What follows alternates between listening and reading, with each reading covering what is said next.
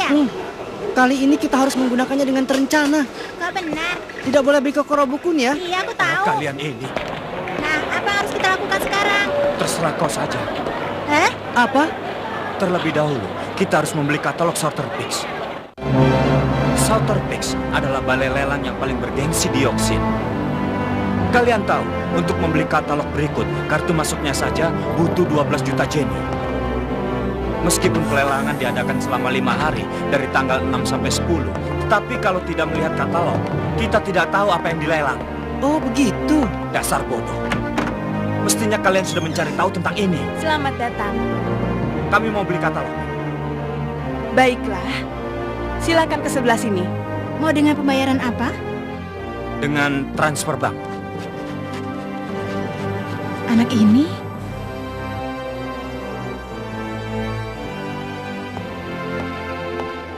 Ini katalognya. Seluruh barang yang dilelang tahun ini tercantum di dalamnya. Tebal sekali. Di katalog ini sekaligus disertakan kartunya. Ini adalah sebagian pengganti tiket masuk. Satu lembar kartu ini bisa digunakan maksimal 5 orang untuk masuk berulang kali selama pelelangan sedang berlangsung. Tetapi hanya ada satu yang diperbolehkan ikut sebagai penawar. Atas nama siapa kalian ikut pelelangan? Atas nama Gonfrix. Great Island. Ya, ini dia. Oh, ini ya? Great Island. Harga pembuka 8,9 miliar. Setelah ini kita harus mengumpulkan sebanyak mungkin. Yang tersisa cuma tinggal 90 juta dan batu berlian. Ini harta terakhir yang kita miliki sekarang. Kita kan masih punya kartu lisensi Rio. Hei,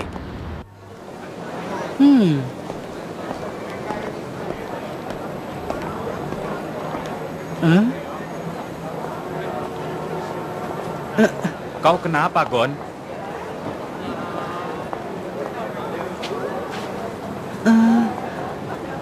Paman, ini... Kalau menginginkannya, silakan tulis dengan harga berapa kamu mau. Ternyata pendatang baru ya. Tempat ini disebut dengan pasar lelang label harga. Benda dilelang dengan cara menuliskan harga penawaran di label harga benda yang diinginkan. Kalau kau ingin, tulis penawaranmu. Kalau tak ada yang menawar lebih tinggi, akan kujual padamu. Iya. Pisau itu, Rio, kau jago menawar barang kan? Dapatkan pisau itu secepatnya. Tidak salah lagi, ini asli. Kilua, apa itu sebenarnya? Pisau Ben. Ini asli buatan pembunuh berantai Benny Doron sekitar 100 tahun yang lalu. Ini adalah benda berharga tersembunyi incaran para kolektor. Bukannya itu paling-paling harganya 300 jenny? Paling tidak harganya mencapai sekitar 5 juta Ya yen. benar. Kau tidak tahu? Lalu kenapa bisa tertarik? Ketika melihatnya sekilas, aku merasa sedikit aneh. Jadi aku menggunakan Gio untuk mengamatinya.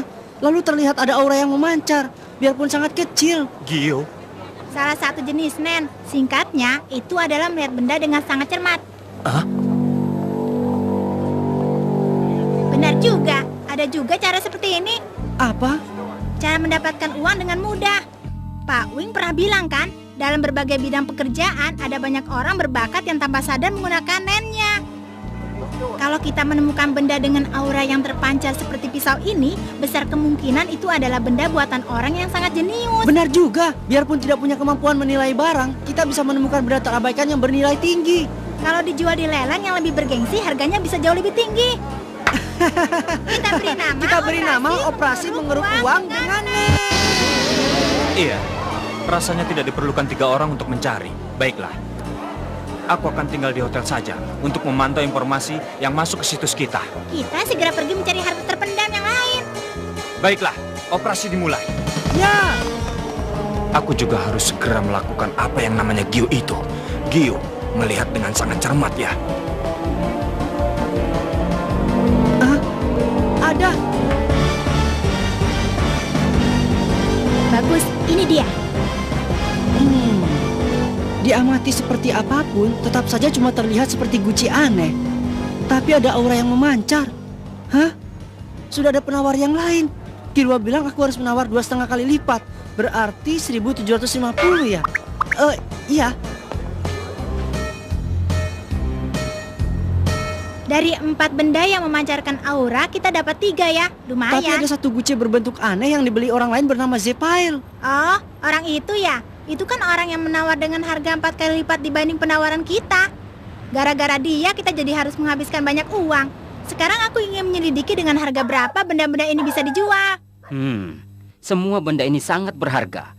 Misalnya yang ini, tercantum tanda tangan dari pelukis yang terkenal. Dengan begitu harganya bisa mencapai 150.000. Yang ini juga benda yang luar biasa. Kondisinya masih bagus. Ditambah lagi kotak dan bonekanya masih utuh dan tidak lecet sedikit pun. Harganya bisa mencapai 300.000. Tapi yang ini tidaklah begitu berharga. Padahal ada aura yang memancar biarpun cuma sedikit. Yang jelas, umur kotak dan patungnya sangat berbeda. Lalu pahatan patungnya sangat kasar. Paling mahal hanya bisa laku 1.500 zen saja. Tapi itu adalah harga sebuah patung. Sebenarnya yang bernilai tinggi adalah bahan kayunya sendiri. Aku tahu orang yang bersedia membeli kayu seperti ini dengan harga sampai 100.000. Benarkah? Ya, karena itu aku mau membuat penawaran. Seandainya kalian bersedia menjual kedua benda ini dengan harga 420.000, aku akan membeli kayu ini dengan harga 80.000. Bagaimana? Tak akan ada tempat lain bersedia membeli dengan harga setinggi ini. Kami pikir-pikir dulu. Pertimbangkanlah baik-baik. Selama kalian sedang berpikir, boleh aku memeriksa usia kayu ini? Iya. Jadi bagaimana? Tunggu! Letakkan kayu patung itu di situ.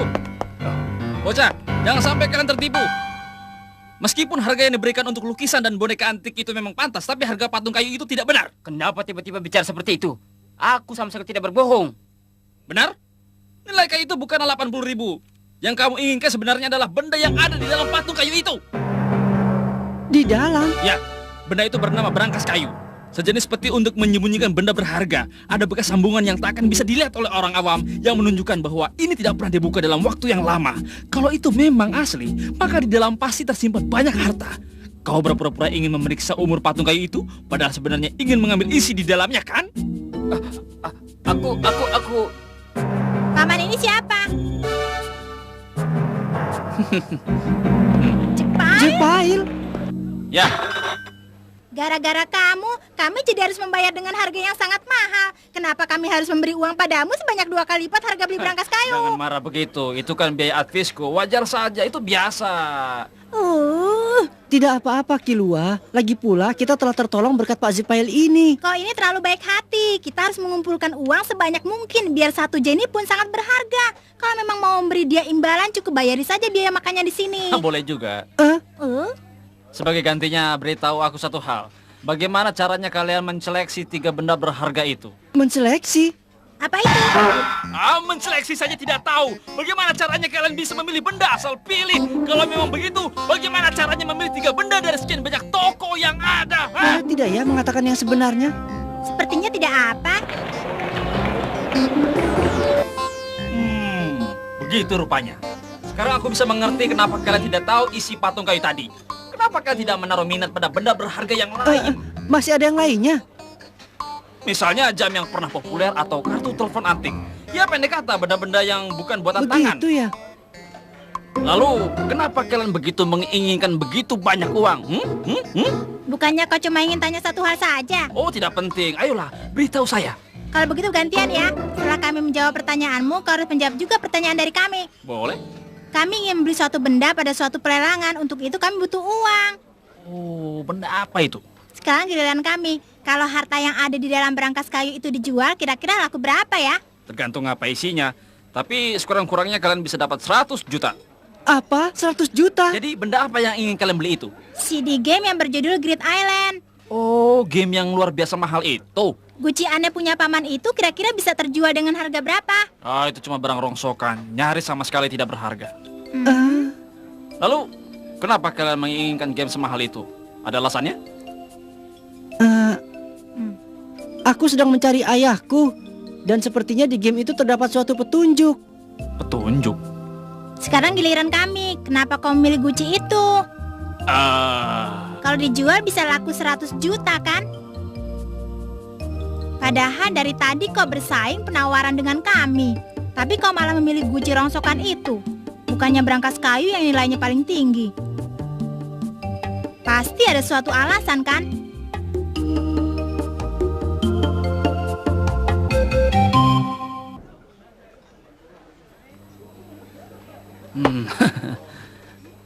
Sebenarnya guci itu adalah buatanku. Hah? Meskipun begitu bukanlah desain asliku, tapi duplikat. Dengan kata lain aku cuma meniru. Ya, dulu aku sangat miskin. Aku membuatnya untuk mendapatkan biaya makan. Setelah menjadi seorang penilai barang, aku jadi mendapatkan cukup uang dan berhenti membuat tiruan karya seni. Guci itu adalah salah satu karya awalku. Ya, biarpun terlihat sebagai benda buruk buatan amatir, tapi saat datang ke pasar lelang, terkadang aku menemukan lagi hasil karyaku. Lalu ku beli kembali. Kalau begitu, seandainya itu benda asli, berapa harganya? Sekarang giliranku. Apa pekerjaan ayahmu itu? Kasih tahu aku. Dia hunter profesional. Oh, di antara penjual barang antik juga ada beberapa orang namanya hunter. Kalau asli, berapa harganya? Benda yang asli pun paling harganya cuma 40-50 ribu. Hunter profesional, itu kan pekerjaan yang harus berkeliling dunia. Apa tidak mustahil bagi anak kecil sepertimu untuk mencarinya? Tenang saja. Habis aku ini juga kan hunter profesional. Nah, sekarang giliranmu. Oh, baiklah. Pertanyaan terakhir. Apa ada hal yang bisa kulakukan untuk membantumu? Kalau ingin mengumpulkan uang dari pelelangan, bagaimanapun juga kalian membutuhkan seorang penilai barang. Dibandingkan kalau hanya kalian sendiri yang melakukannya. Ya, ongkos kerjanya kalian saja yang menentukan. Bagaimana? Kalau begitu, kami juga punya satu pertanyaan yang terakhir. Kenapa kau jadi bermaksud untuk membantu kami? Itu karena menilai barang adalah pekerjaanku. Bukan cuma basa-basi. Sejujurnya aku merasa senang. Aku sungguh senang karena ada orang yang bersedia menawar benda rongsokan seperti ini padaku. Itu sama sekali bukan rongsokan. Untuk bisa memasukkan aura ke dalamnya, dibutuhkan kekuatan konsentrasi yang luar biasa dan latihan yang sangat panjang. Hanya dengan melihatnya saja, aku bisa tahu bahwa guci itu dibuat dengan mencurahkan segenap perasaan. Tanpa menguasai Nen, Pak Jepail bisa melakukannya. Itu kemampuan yang luar biasa. Ini bukan barang rongsokan. Sepertinya penilaianku tidaklah salah. Setelah melakukan pekerjaan ini sekian lama, aku jadi bisa banyak menilai orang. Sebagai penilai barang, aku merasa ingin bekerja sama dengan kalian. Itulah jawabanku yang sebenarnya. Dengan jujur aku berkata. Bagaimana jawaban kalian yang sebenarnya? Mohon bantuanmu. Masalah bayarannya, kita lihat dulu hasil kerjamu.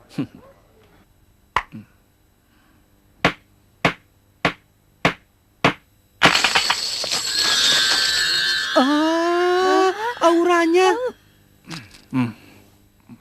Tidak salah lagi, ini asli.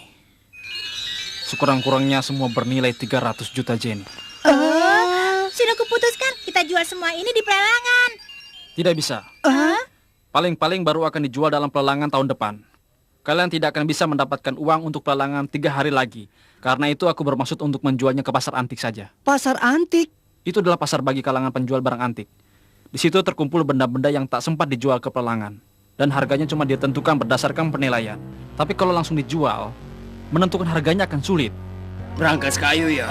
Bahan perekat dan sambungannya benar-benar asli? Tak ada tanda-tanda kalau ini perekat yang asli. Banyak sekali peminatnya ya. Tidak apa-apa, masalahnya adalah setelah ini. Nilai benda ini pasti cukup tinggi. Apa benar? Hanya karena berangkas kayunya asli, belum berarti benda di dalamnya benda asli juga. Masalah dimulai. Berangkas kayu bisa mengecoh penilaian. Kayu itu pun belum tentu sudah dipahat sejak 300 tahun yang lalu. Tentu saja permata-permata yang ada di dalamnya belum pasti adalah benda antik yang asli. Benda itu harus dinilai dengan penuh kewaspadaan. Yang Ini benar aneh sekali. Apa sebenarnya yang mereka bicarakan? Dia usaha menjatuhkan barang kita. Dengan kata lain dia menjelek-jelekan barang kita. Seandainya tempat kayunya asli, ada kemungkinan benda di dalamnya sudah ditukar. Cara seperti ini disebut juga trik penukaran. Atau mungkin juga semuanya itu palsu. Oh, begitu ya? Kenapa kau malah kagum? Apa dia tidak perlu dihentikan? Memang caranya tidak bisa dipuji. Tapi kita masih belum mau menjualnya. Wajar saja kalau mereka berusaha membeli dengan harga murah. Tapi mungkin sudah waktunya aku harus menghentikannya. Biarpun kayunya memang asli, tapi mungkin saja pahatannya masih baru. Ini disebut juga dengan trik pahatan Tunggu baru. dulu. Jelas sekali kalau ini bukan trik pahatan baru. Sudah jelas bahan perekat yang ada di sambung itu memang benar-benar dari masa itu. Siapa kau? Aku adalah penilai barang yang dipekerjakan oleh pemilik benda itu. Dengan mempertaruhkan mataku, aku bisa bilang kalau itu benda asli dan tidak pernah dibuka sebelumnya. Apa benar? Bahan perekat dari masa itu bila dipanaskan maka daya rekatnya akan kembali. Dengan memanfaatkan itu, kayu yang sudah pernah dibuka bisa ditutup lagi dan terlihat seperti tak pernah dibuka sebelumnya. Orang ini tahu banyak. Biarpun cara ini bisa digunakan untuk menilai satu barang, tapi bisa juga dimanfaatkan untuk menipu. Kalau sampai terkena tipuan ini, hanya dengan melihat saja tak akan ketahuan. Itu tidak benar.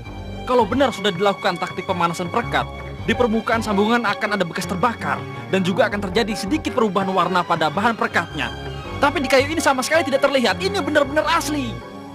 Tapi untuk bisa mengetahui perbedaan warna yang sangat sedikit itu, yang bisa diandalkan hanyalah mata. Bahkan seorang profesional pun sulit untuk melakukannya. Cara itu tak bisa diharapkan. Wah, Sudah aku bilang jangan kagum begitu. Apa ada sertifikat asli mengenai keasliannya? Tidak. Kalau hanya dari penilaian penjualannya saja, mana mungkin bisa dipercaya? Kenapa tidak dibuat sertifikat keasliannya? Karena membuat sertifikat itu makan banyak waktu. Alasannya karena kami tidak mau ketinggalan dalam pelelangan tahun ini. Apa benar begitu? Kalau cuma kita saja, tak akan bisa menilainya. Gawat, mereka mulai ragu-ragu. Paman, selain trik pemanasan perekat, apa ada hal yang lain? Apa?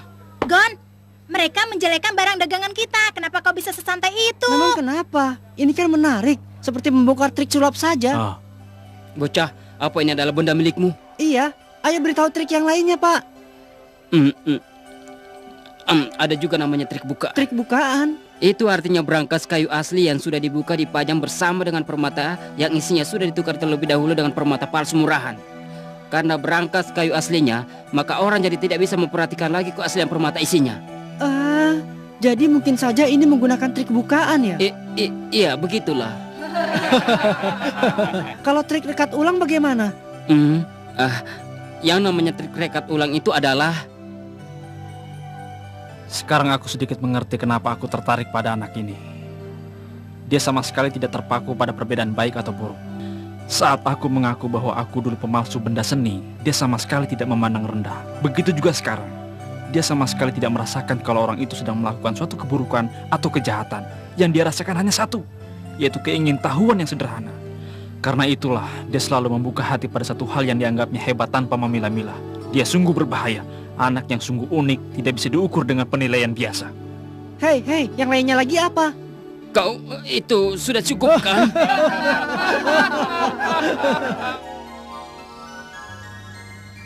Bagaimana? Apa kelihatan bisa laku? Kita tidak akan tahu sebelum penjualan dimulai. Tapi banyak juga orang yang memberi tanggapan yang bagus. Asalkan mereka ikut dalam penawaran besok, kurasa kita bisa mendapatkan harga yang tinggi. Jadi aku banyak belajar. Kau ini... Kau bersenang-senang dan melupakan tujuan awal kan? Trik pemanasan perekat dan bukaan ya. Sebenarnya masih ada satu lagi trik yang bagus. Benarkah? Bahkan para penilai barang yang biasanya mengenali trik sekecil apapun, banyak yang tertipu karenanya. Menurut kalian trik seperti apa itu? Apa itu terus dalam keadaan tertutup? Ya, para penilai barang yang tertipu semua membeli karena yakin bahwa itu bukanlah trik pemanasan perekat dan tidak pernah terbuka satu kali pun. Sesuai dengan yang mereka yakini, memang tak ada trik pemanasan perekat di dalamnya. Itu berarti bendanya tidak pernah dibuka satu kali pun. Aku tahu. Pasti sejak awal isinya adalah benda palsu. Tidak. Aku tahu. Benda berharganya dikeluarkan dari tempat yang lain. Tepat sekali. Dibuka lubang yang baru di tempat yang bukan sambungan. Lalu hartanya dikeluarkan dan diganti dengan barang yang palsu. Dan lubangnya ditutup kembali. Trik ini disebut dengan trik congkel samping. Meskipun trik ini sangat sederhana, tapi banyak penilai barang ahli yang terperdaya karenanya. Pengalaman selama puluhan tahun berbalik menjadi menjerumuskan. Penilaian mereka jadi kacau karena praduga bahwa bila tidak ada perubahan warna pada bahan perekat, itu berarti benda di dalamnya adalah asli.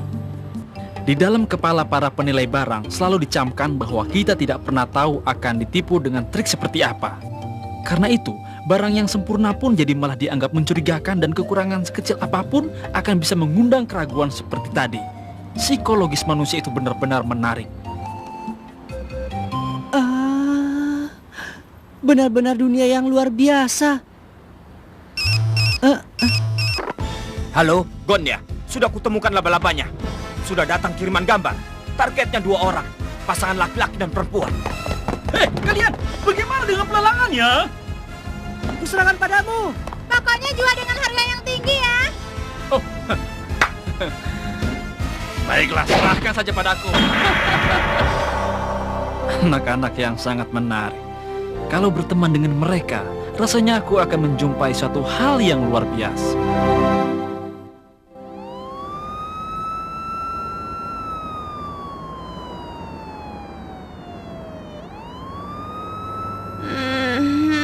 Umiku.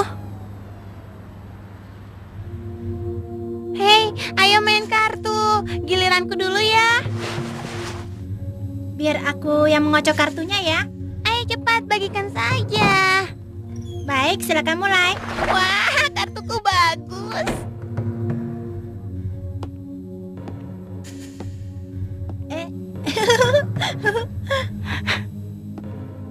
Ayo cepat. Ayo cepat. Sekarang giliranmu. Wah, aku pemenangnya. Hah?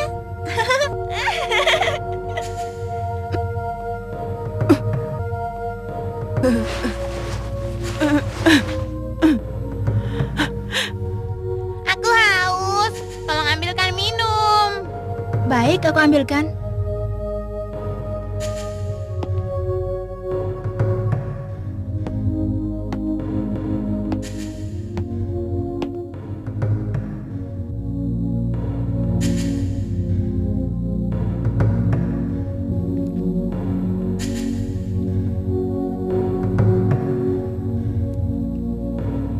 Matahari di langit, tumbuhan di bumi. Tubuhku terlahir dari air, jiwaku terlahir dari langit. Ku bermandikan kedua tangan dan kakiku dengan cahaya matahari dan cahaya bulan. Ku basahi tubuhku dengan karunia dedaunan hijau. Ku serahkan tubuhku pada angin yang berhembus daratan ini. Ku ucapkan terima kasih pada leluhur atas keajaiban yang ada di saat ini. Semoga jiwaku selalu teguh setiap saat, saling berbagi kegembiraan, kesedihan dengan teman. Semoga suku Kuruta tetap abadi dan terpuji. Lalu bersama dengan bola mata merah dan jiwa ini menjadi satu dengan darah, Kuruta bersama dengan seluruh dosa yang kulakukan. Biarkanlah permohonanku ini terukir dalam keabadian.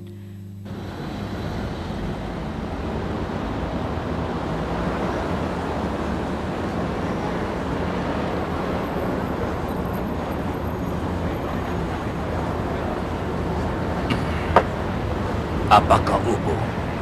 Dia benar-benar sudah terbunuh. Bisa jadi. Bukankah kita datang ke sini untuk memastikan hal itu?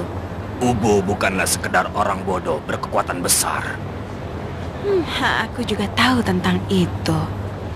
Biarpun musuhnya sulit untuk dihadapi, Ubu memiliki pengalaman dan otak untuk melawannya. Aku tahu itu. Halo, Ini aku yang mencari informasi di situs itu. lama sekali. Di mana kau sekarang? Dekat sekali. Aku bisa melihat kalian dengan jelas. Pasangan yang ada di meja sebelahmu sepertinya tidak salah lagi. Imbalan yang kujanjikan sudah ditransfer. Wah, sudah masuk. Tidak salah lagi. Ayo kita pergi, cepat. Tapi Ubo tidak akan kembali juga. Apakah selama ini dia pernah terlambat datang pada waktu pertemuan? Tak pernah. Tapi dia sudah kubilang, sebelum berhasil membuat perhitungan dengan pemakai rantai itu, dia takkan kembali. Makanya aku tadi kan cuma bilang bisa jadi. Aku tidak bilang dia sudah pasti terbunuh. Firasat apa? Ya, firasat. Cuy, firasatmu biasanya selalu tepat.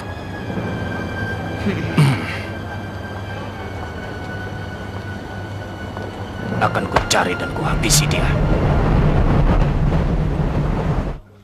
Nah, permasalahannya adalah sekarang, bagaimana caranya kita menangkap mereka berdua?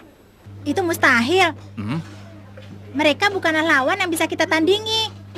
Apa? Kenapa sekarang tiba-tiba kau bicara begitu? Jangan berisik, nanti ketahuan. Gon, katakan sesuatu padanya. Menurutku mereka juga berbahaya. Apa? Aku kira bisa melakukannya, tapi setelah melihat orangnya, ternyata dugaanku salah. Aku tahu, mulanya aku mengira pasti ada cara karena sudah 3 tahun berlalu sejak ayahku menceritakan hal itu. Memangnya sehebat itu ya? Coba dimisalkan ada 2 orang Hyosoke yang duduk di situ. Apa kau mengerti?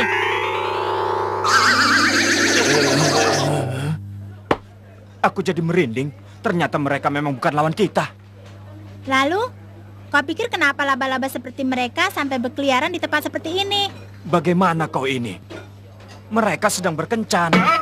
Benarkah? Tidak. Biarpun terlihat seperti sedang bersantai-santai, tapi sebenarnya mereka menyadari keberadaan pasangan yang ada di belakangnya tadi.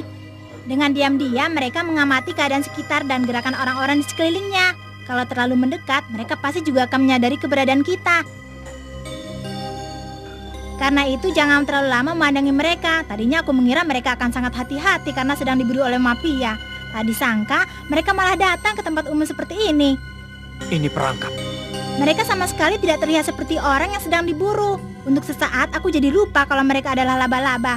Mereka menunggu untuk ditemukan, menunggu mangsa mereka terjebak di dalam jaringnya. Kita sedang diamati. Aku juga sudah menyadarinya. Aku juga tidak tahu, tapi yang jelas kita lagi diawasi. Apa sih bocah rantai itu? Entahlah, kita lakukan saja sesuka kita, sesuai dengan perintah pimpinan. Tapi aku merasa sepertinya pimpinan menginginkan kemampuan bocah itu. Menji, pimpinan hanya mengatakan agar secara berpasangan kita mencari bocah rantai itu. Kalau tidak, kita semua bisa mati. Mati atau hidup, tidak jadi masalah kan? Benar, aku tak keberatan kalau kau menjalankan perintah itu. Tapi jangan memaksaku. Aku hanya sekedar bicara saja. Justru aku sendiri yang dengan seenaknya memaksakan kehendakmu.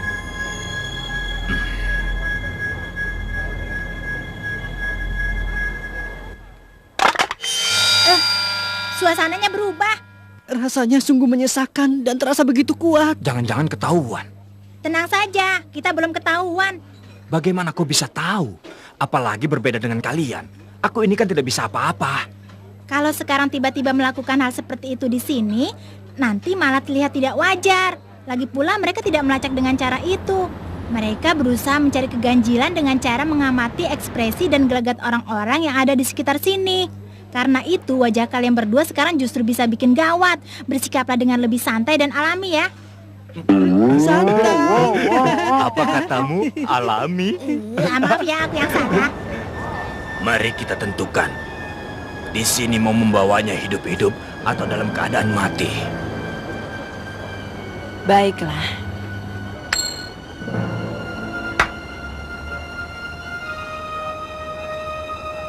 Depan. Belakang.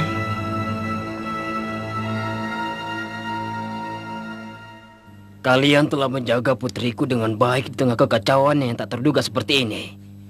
Terima kasih banyak. Lalu untuk selanjutnya, untuk memutuskan aku memulangkan putriku ke rumah. Kau tidak keberatan kan, Neon? Habis, mau bagaimana lagi? Kalau pelelangannya dibatalkan, ada di sini pun tidak ada gunanya. Padahal aku ingin ikut lelang. Tahun depan ada pelelangan lagi. Jangan putus asa. Lagi pula, pasti Papa akan merebut benda yang kau inginkan itu dari perampok. Benarkah? Memangnya Papa pernah mengingkari janji dengan Neon? Padahal menepati janjinya yang lebih jarang. Papa tak bisa menyangka. Nama kalian Senritsu dan Baso ya. Harap segera kalian bawa putriku dan pelayannya ke kediaman. Memang tak bisa dibilang kalau kalian dalam keadaan aman sepenuhnya. Karena kalian sudah pernah bertatap muka dengan pria besar itu saat dia tertangkap. Tapi keadaan kalian masih lebih baik dibandingkan orang-orang lain. Untuk berjaga-jaga sebaiknya kalian menyamar. Asalkan tidak mencurigakan. Ya. Sedihnya.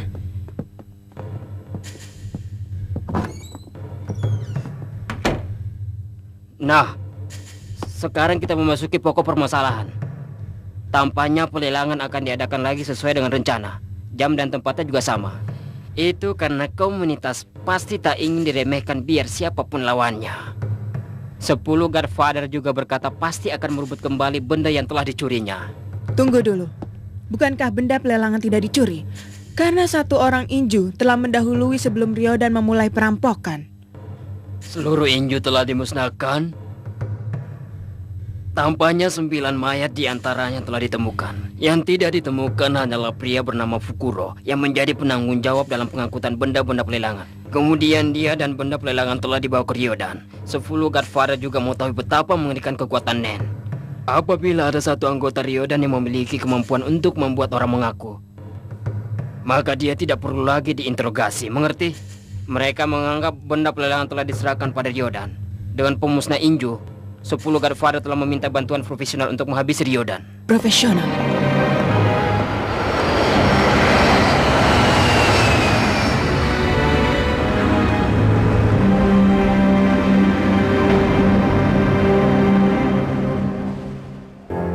Bagi kami para mafia, membunuh hanyalah salah satu cara mengintimidasi dan bukan spesialisasi kami. Bila lawannya seperti Ryodan, menyerahkan pada ahlinya akan jauh lebih cepat. 10 Godfather telah membentuk sebuah tim yang terdiri dari para pembunuh kelas 1. Dengan begini mereka akan menghancurkan Ryodan tanpa perlu berbuat apa-apa. Tapi ini pun merupakan salah satu kesempatan untuk menjual nama pada komunitas. Kita tak bisa membiarkan para pembunuh itu saja mendapatkan pujian. Karena itu Kurapika, aku minta kau bergabung dengan tim para pembunuh itu. Yang sanggup mengimbangi mereka hanya kau seorang. Kau bersedia?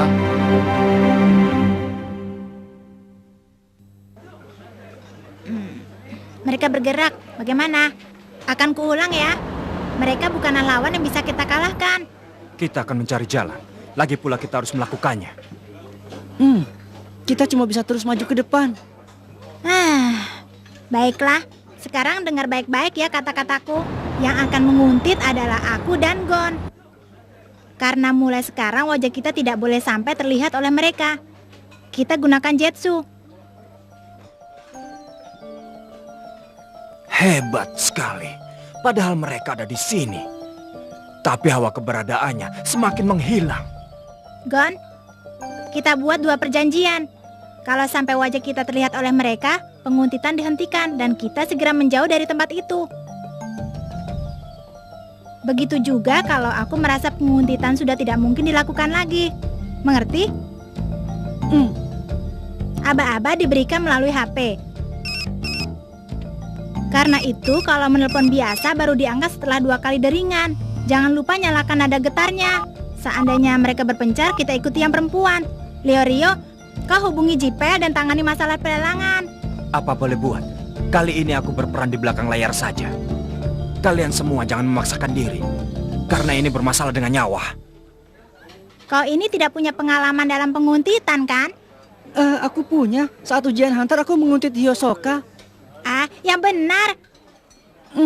Iya, sekitar 1 hari aku terus mengikutinya. Oh, kalian hebat juga.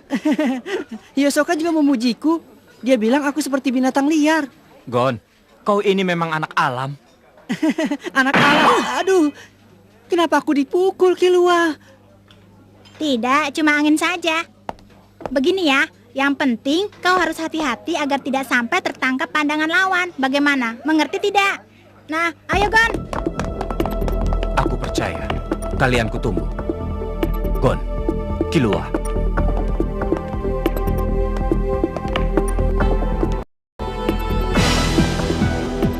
Target baru saja meninggalkan alun-alun dan memasuki jalan kecil. Oke, aku mengerti. Tidak ketahuan kan? Tenang saja. Asalkan memakai jetsu, kita tidak akan bisa ditemukan dengan mudah. Tapi karena dari tadi mereka sudah menyadari kalau sedang dikuntit, kita tidak boleh lengah. Tidak akan. Oh, dasar. Santai sekali dia. Padahal kalau sampai ketahuan semuanya akan berakhir. Kami harus memperhatikan gerakan mereka sekecil apapun. Tidak ada waktu untuk bersantai. Tapi tenang saja. Mereka belum menyadari keberadaan kami. Kalau itu terjadi, pasti akan terjadi sesuatu perubahan dalam gelagat mereka. Biar bagaimanapun hebatnya mereka, biar manusia seperti apapun, mereka pasti tidak akan bisa menyembunyikan perubahan ekspresi mereka. Tentu saja itu hanya terjadi dalam sepersekian detik. Pengamatan dan pengalaman tidak cukup untuk mendeteksi perubahan itu. Tapi aku telah diajari untuk menguntit sejak usia 3 tahun. Dengan pertaruhan nyawaku, aku tidak boleh sampai melepaskan perhatianku sedikit pun.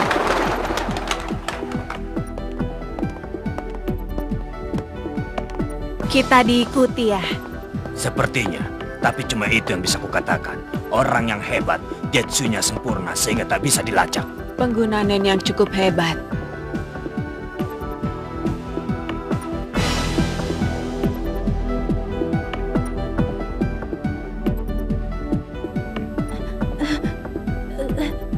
Gawat, mereka makin memasuki daerah yang sepi.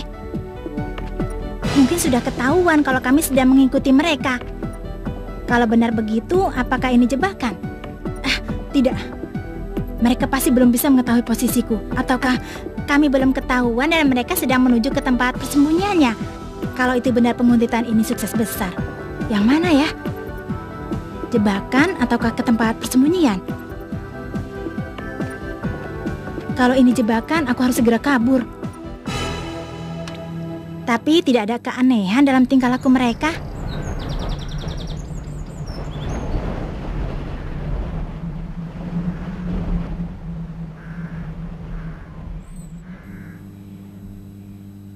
Dia tidak menanggapi pancingan kita. Mungkin bukan pemakai rantai. Kenapa? Yang mengikuti kita adalah beberapa orang. Sementara si pemakai rantai itu banyak bergerak seorang diri. Bagaimana kau tahu? Dia adalah salah satu anak buah dari keluarga Nordstrat. Meskipun begitu, tampaknya dia menghadapi Ubus sendiri.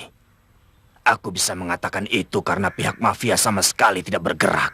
Seandainya hal ini ada sangkut pautnya dengan mafia, pasti saat ini mereka telah mengumumkan bahwa Ubus sedang dalam genggaman mereka. Itu sebagian balasan karena kita telah mencoreng muka komisaris. Tetapi karena hal itu terjadi, mungkin itu artinya pemakai rantai itu mengalahkan Ubus seorang diri. Bahkan dia tidak melapor pada komisaris. Sepertinya kau terlalu banyak memakai kata mungkin.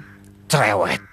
Rasanya orang yang bermaksud balas dendam hingga tak mau melibatkan mafia tidak mungkin akan bekerja sama dengan orang lain. Karena itu, pemakai rantai itu beraksi seorang diri dan dia bukanlah orang yang sedang menguntit.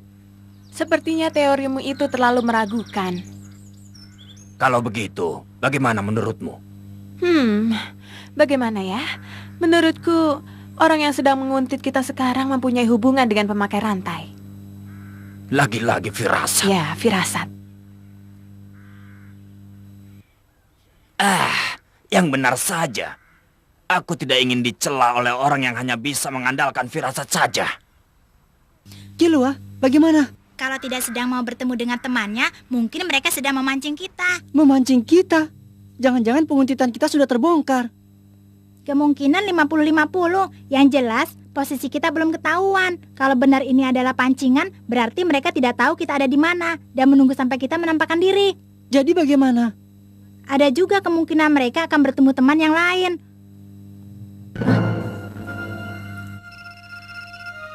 Gon, putus dulu teleponnya. Begitu kau merasakan ada keanehan pada wajah atau gerakan mereka, kaburlah secepatnya. Kalau aku membunyikan telepon satu deringan, kita segera pergi ya. Ini Nobunaga. Oh, ada apa? Aku ingin tahu bagaimana keadaan dia di sana sekarang. Sekarang kami sedang dikuntit. Tapi orangnya tidak muncul juga. Posisinya juga belum bisa diketahui. Sepertinya ini akan lama. Susah juga kalau begitu. Bagaimana kalau aku memberitahumu informasi yang bagus? Informasi bagus? Apa maksudmu?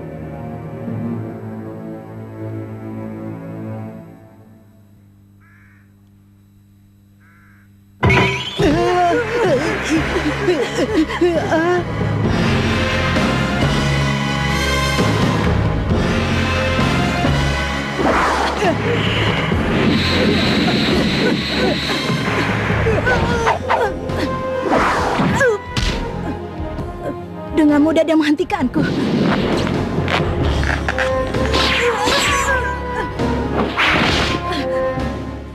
Hai Frank, kenapa kau hari ini ada di sini? Bukannya kau sedang pergi bersama dengan pimpinan? Ini kan lantai 4. Untuk mengelabui lawan, kelabui dulu teman. Pimpinan telah memerintahkan kepada kami untuk mengikuti kalian. Lagi-lagi aku diperdaya oleh pimpinan. Karena itu, aku heran kenapa ada banyak sekali orang yang menggunakan Setsui tadi. Penguntitan bertingkat. Jadi sebenarnya si jenggot dan wanita itu tidak mengetahui keberadaan kami. Wah, gawat. Nah, anak kecil, ada beberapa hal yang ingin kukatakan padamu. Sepertinya...